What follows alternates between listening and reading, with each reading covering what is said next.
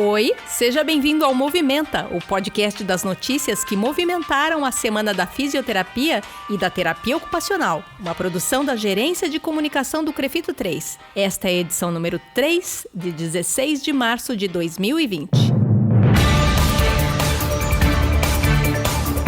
Na edição de hoje você vai saber que a semana passada a Comissão de Assuntos Parlamentares do COFITO conseguiu o apoio de mais senadores para uma proposta de piso salarial para a fisioterapia.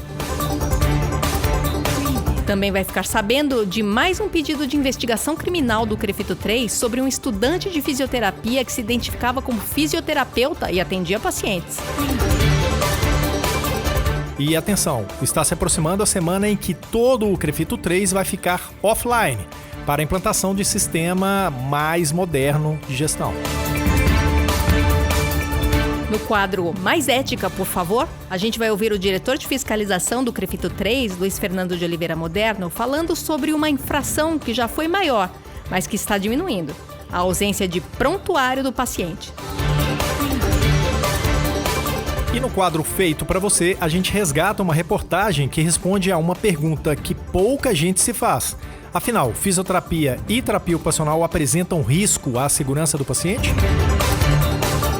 A apresentação do podcast é minha, Mônica Farias, jornalista, e está comigo novamente o Túlio Fonseca, gerente de comunicação do Conselho. Tudo bem, Túlio? Tudo bem, Mônica. A Gabi já está voltando e eu ainda continuo por aqui. Então, vamos começar?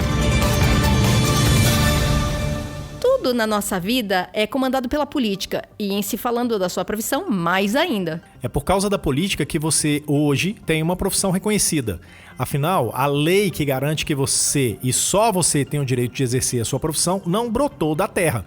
Foi resultado de muito debate, muita argumentação, e isso faz parte do fazer político. E também é por causa da política que a fisioterapia e a terapia ocupacional têm seu conselho de classe, que, entre outras coisas, atua para que os direitos desses profissionais sejam respeitados. E é por meio da política que o COFITO, nosso Conselho Federal, e os CREFITOs atuam trabalhando para garantir o espaço de atuação e conquistar novos espaços. A Comissão de Assuntos Parlamentares do COFITO está presente toda semana na Câmara dos Deputados e no Senado, e acompanha aproximadamente 900 projetos de lei que interessam a fisioterapia e a terapia ocupacional.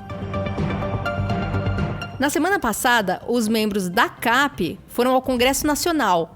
Mais especificamente, eles foram ao Senado. Foram a Brasília o presidente do CREFITO 3, Dr. José Renato de Oliveira Leite, a doutora Eunice Souza, do CREFITO 15, e o Dr. Jader Pereira, do CREFITO 17. E quais os assuntos que eles trataram com os senadores? Esta semana foram especificamente 3. O projeto de lei que inclui a fisioterapia e a terapia ocupacional na estratégia de saúde da família. Outro projeto que inclui os serviços de reabilitação nas entidades do Sistema S. Sistema S é Senac, Senai, Sesc e outros nessa linha, né? Isso. Mas dentre os assuntos que a CAP tratou, eu sei que muita gente quer saber da ideia legislativa do piso. O que já é possível dizer é que o senador que ficou com a relatoria do tema é bastante simpático à fisioterapia, o que já é um ponto favorável. Mas essa ideia legislativa ainda tem um longo caminho de tramitação para que possa se tornar lei, né? E por isso que o trabalho dos membros da CAP é tão importante. É como aquele ditado popular: água mole em pedra dura, tanto bate até que fura. É um corpo a corpo semanal sobre essa e outras 899 pautas, né, de interesse da fisioterapia e da terapia ocupacional, que o Conselho Federal atualmente acompanha. E eu queria muito lembrar que essa ideia legislativa foi sugerida por um fisioterapeuta do Paraná em 2019. E ela recebeu mais de 20 mil apoios no site do E-Cidadania, que levou a proposta a ser discutida pelos senadores. A gente tem mais detalhes sobre essa sugestão, né, essa ideia legislativa que virou sugestão legislativa lá no site. A gente escreveu uma notícia sobre isso, né? O site do CREFITO é o www.crefito3.org.br. Túlio, a gente nem completou o primeiro trimestre do ano e a fiscalização do CREFITO 3 já coleciona 3 casos de exercício ilegal da fisioterapia. Quase um por mês, né? E todos eles tendo estudantes como contraventores. Aí a Mônica não tá sendo irônica não, gente. Exercício ilegal da fisioterapia ou da terapia ocupacional é contravenção penal. O artigo 47 da Lei das Contravenções Penais fala que comete crime quem realiza atividade para a qual não tem preparo formal e legal. E o triste é que estudante de fisioterapia, que já devia estar preocupado com a valorização da sua futura profissão, é o primeiro que joga lama, né? Sobre o conceito da profissão. É um leigo, porque não é porque ele está estudando que ele não é profissional. Esse caso mais recente aconteceu em Guarulhos. O estudante era proprietário da clínica, fazia divulgação nas mídias sociais, né, para variar, inclusive expondo o paciente a uma criança, e ainda anunciava que atuava em fisioterapia ortopédica, fisioterapia neurológica, também esportiva, pilates, acupuntura e outras mais. A fiscalização do CREFITO 3 conseguiu chegar nesse estudante por meio de 2 denúncias. E muitos colegas já sabem, a denúncia aqui no CREFITO 3 dá resultado. O estado de São Paulo é imenso. O CREFITO 3 consegue fiscalizar quem está no cadastro. Pessoas como esse estudante não existem para o CREFITO 3 ainda.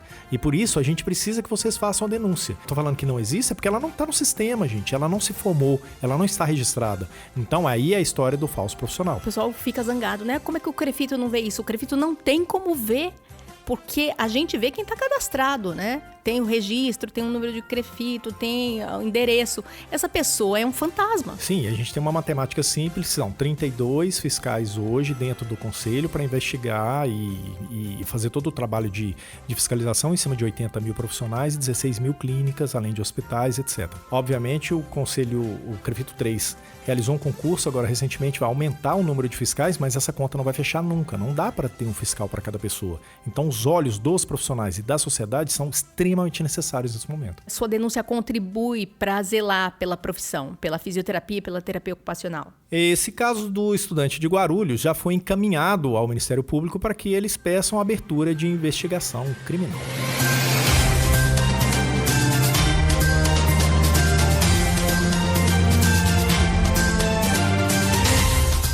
Dia 23 de março está chegando. E sabe o que isso significa? Significa que logo vai chegar a semana que o CREFITO 3 vai ficar totalmente offline, fora do ar, desplugado. Para quem não está entendendo nada, no finalzinho de março, o CREFITO vai concluir a implantação de um novo sistema. E isso vai mudar não só a forma das equipes de atendimento, de fiscalização e do financeiro trabalharem, mas vai mudar também a forma como o Conselho atende você, as suas solicitações, as suas demandas. Aliás, essa relação sua com o Conselho vai depender bem menos da gente. Esse sistema novo vai te dar muito mais autonomia. Pois é um verdadeiro sistema de autoatendimento, um CREFITO self-service? É, tudo online, alguma coisa nesse sentido. Mas para esse sistema começar a rodar totalmente, vai ser necessário um período de transição, do velho para o novo.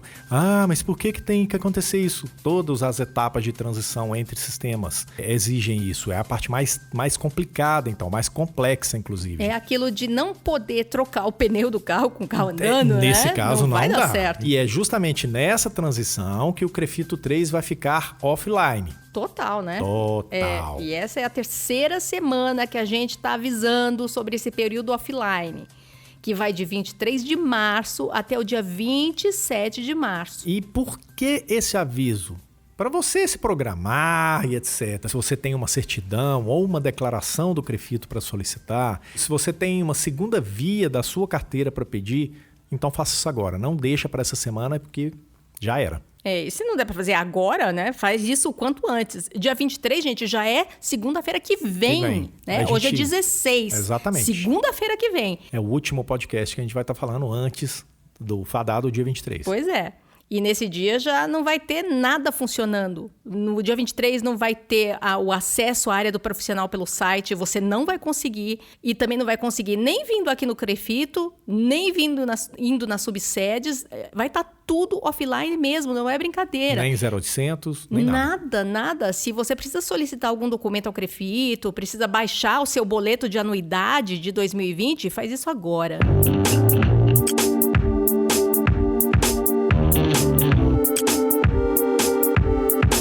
Nos dias de hoje, todo mundo reclama de falta de tempo.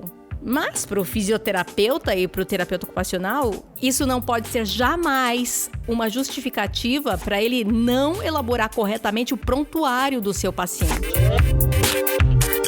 No quadro Mais Ética, por favor, ouça o que o diretor de fiscalização do CREFITO 3, o Dr. Luiz Fernando de Oliveira Moderno, tem para dizer para a gente a respeito desse assunto. Os colegas, às vezes, eles não dão a devida importância ao prontuário. E o prontuário, por mais que a gente fale, nunca vai ser demais, porque ele é fundamental, é de fundamental importância. Hoje a gente teve um caso na plenária que foi emblemático. O pai de uma criança denunciou uma fisioterapeuta, né, porque ela havia, no entender dele, né, cometido uma imperícia, uma negligência no atendimento da filha. Foi instaurado o processo ético, foram ouvidas as partes e tudo mais, a audiência, todo aquele trâmite, né, que está previsto na Resolução 423, e hoje foi o julgamento. E foi fundamental, né, na defesa da colega, o prontuário dela. Ela tinha um prontuário muito bem feito. Prontuário é um direito do paciente e um dever do profissional. Por exemplo, hoje na esfera ética, ajudou muito a colega, que também teria ajudado se porventura fosse na esfera judicial.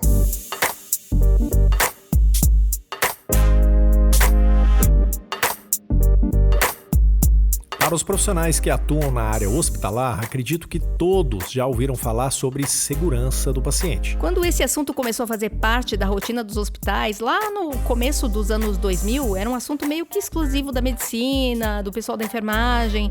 Mas conforme mais instituições de saúde foram aderindo a processos de certificação, tipo ONA, Joint Commission, a segurança do paciente passou a ser da conta de todo mundo. E para quem ainda não entendeu que a fisioterapia e a terapia ocupacional têm tudo a ver com a segurança do paciente, ouçam o que o Dr. Maison Laércio de Souza, do INCOR, contou pra gente. Em geral, o fisioterapeuta acha que a fisioterapia não gera risco, ou não tem potencial risco. Esse é o grande problema. Ele acha que a gente não vai causar nenhum dano, então tudo bem, não se preocupar tanto com isso. Será assim, se na prática clínica, lá na nossa realidade, só observar o que realmente o fisioterapeuta faz com todos os fatores externos envolvidos, isso pode gerar algum dano? E aí foi isso que a gente buscou. Então a gente fez um estudo observacional, a gente ia para o campo, ia para a UTI e ficava observando as intervenções fisioterapêuticas para a gente identificar eventos adversos, a gente identificar principalmente os potenciais eventos adversos, aquele incidente que não gerou dano ou aquele quase erro que quase chegou a atingir o paciente, que eu acho que é o principal, que é onde a gente pode intervir mais, né, nessas coisas evitáveis. Essa entrevista a gente fez em 2019 com o Dr. Maison e com a doutora Emília Nosalva, os dois do INCOR, e também com profissionais do Albert Einstein, para a matéria de capa da edição 6 da revista Em Movimento do CREFITO 3, e também para a edição 14 do podcast Físio e TO em Movimento. Esse conteúdo foi feito para você. Tá lá no site do CREFITO, tá disponível nos tocadores de podcast, então aproveita.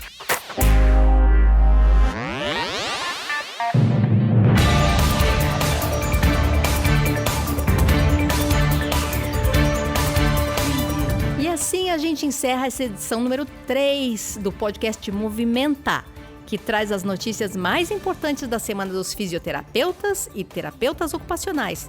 Obrigado a Túlio Fonseca por ter dividido o microfone comigo de novo. O prazer é sempre meu.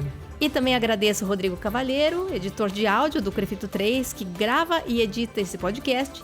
E lembro também do trabalho das estagiárias de design Eduine Azevedo e Juliana Mayumi, e da estagiária de Relações Públicas Ana Carolina Soares.